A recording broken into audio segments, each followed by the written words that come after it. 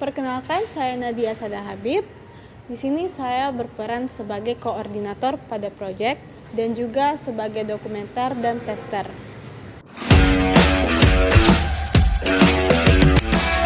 Perkenalkan, nama saya Teddy sama-sama Sir. Di sini saya berposisi pada IoT development dan programmer pada proyek ini.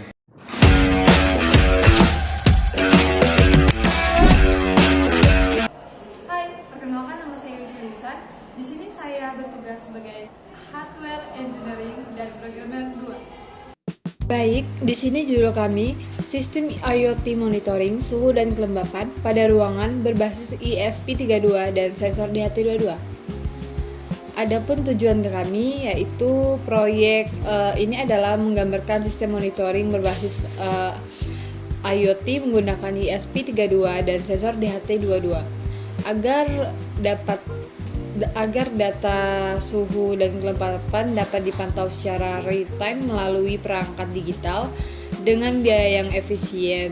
Dengan adanya sistem ini, maka kerusakan perangkat dapat dicegah lebih cepat karena kondisi ruangan terpantau secara real time. Terus, data suhu dan kelembapan dapat diakses kapan saja dan di mana saja melalui internet.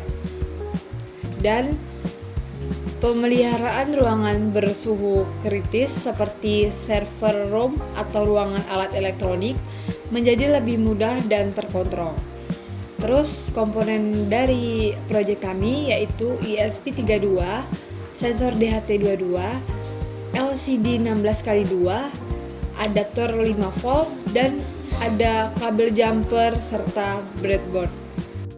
Untuk cara kerja dari sistem yang kami buat ini, yaitu di mana sensor DHT22 dia akan membaca suhu dan juga kelembapan dalam ruangan, di mana nanti datanya akan dikirimkan ke microcontroller yang kami gunakan yaitu ESP32. Nah, nanti ESP32 ini mengirimkan data melalui jaringan internet ke platform cloud ataupun aplikasi IoT. Nah, nanti pengguna akan memantau data secara real time melalui smartphone ataupun komputer yang dapat diakses dimanapun dan kapanpun. Nah, di sini kita dapat melihat skematik dari sistem yang kami gunakan, yaitu ESP32 sebagai pusat kendali yang terhubung dengan sensor DHT22 dan juga LCD 16x2 dengan modul L2C. Keterkaitan dari sistem kami dengan SDGs ataupun Sustainable Development Goals, di mana SDG 7 yaitu sistem energi bersih dan yang terjangkau, SDG 9 yaitu industri, inovasi dan infrastruktur, lalu SDG 12 di mana konsumsi dan produksi yang bertanggung jawab, dan terakhir adalah SDG 13 di mana penanganan perubahan pada iklim. Mungkin kita bisa langsung lanjut lagi ke Gantt chart dan juga WBS-nya. Untuk Gantt chart-nya sendiri, di sini pada minggu pertama kami kegiatan untuk kelompok kami yaitu untuk perencanaan proyek. Lalu untuk minggu kedua sampai minggu keempat kami menggunakan perancangan pada sistem. Untuk minggu ketiga sampai minggu kelima pengembangan dan implementasi. Minggu keempat sampai keenam itu pengujian sistem, dan minggu kelima hingga minggu keenam adalah kegiatan dokumentasi dan juga presentasi. Berikut work breakdown structure dari project yang kami buat menggunakan aplikasi Trello.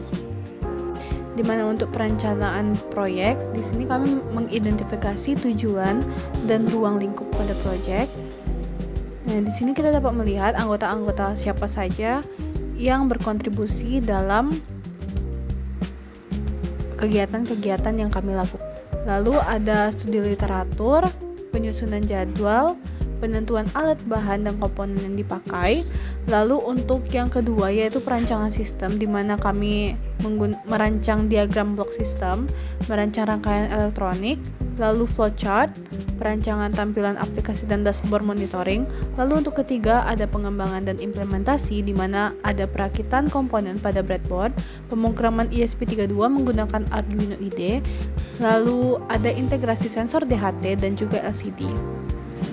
Lalu selanjutnya kami menguji sistem, di mana pengujian pembacaan sensor suhu dan kelembapan, lalu pengujian tampilan data di LCD dan aplikasi IoT, lalu pengujian sistem, dan terakhir evaluasi hasil dan perbaikan sistem. Dan untuk kegiatan terakhir kami melakukan dokumentasi dan presentasi, di mana kami menyusun laporan proyek, pembuatan sistem presentasi, penyusunan video demo atau demo hasil sistem, dan yang terakhir adalah presentasi akhir proyek pada video yang kami lakukan sekarang. Oke, di sini saya akan mendemonstrasikan dari proyek kami, yaitu alat monitoring suhu dan kelembapan menggunakan SP32. Di sini terlihat alat kami menggunakan SP32 dan sensor suhu dan kelembapannya itu bernama DHT22. Bisa kita demonstrasikan langsung pada tampilan LCD-nya, menghasilkan suhu 29,4 derajat Celcius dan kelembapannya 80%. Di sini kami menggunakan PSU 5 volt sebagai sumber listriknya. Lalu bisa kita cek komponen di dalam alat kami. Ini adalah sensor DHT22-nya. Lalu